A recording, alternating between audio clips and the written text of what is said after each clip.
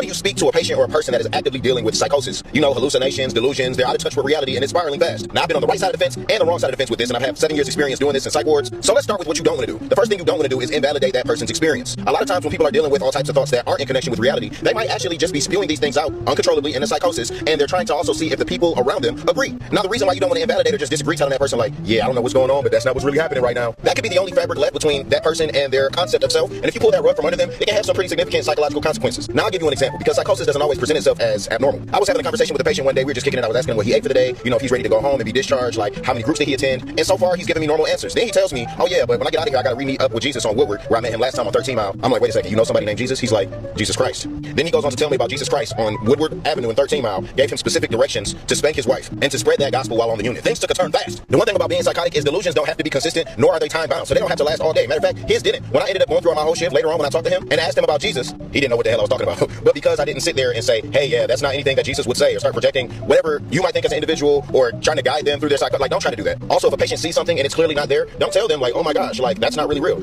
All right, so you heard what he was talking about, right?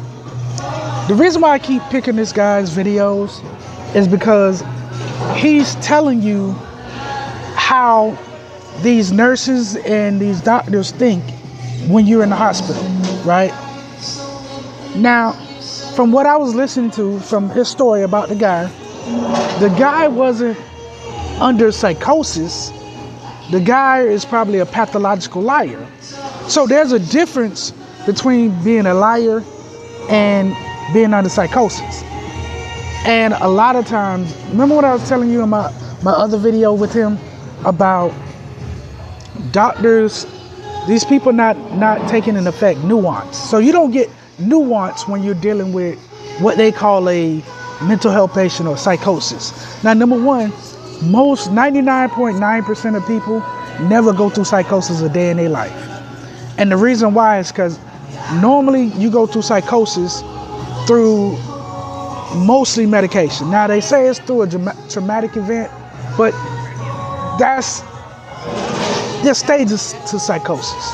So the stage of psychosis where you would need to be medically treated, 99% of people don't go through that. And that's my point.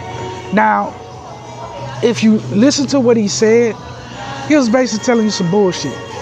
And I'm going to get more into it on my next video because I'm going to do a part 2 to this. But I just wanted you to hear what he had to say first. All right?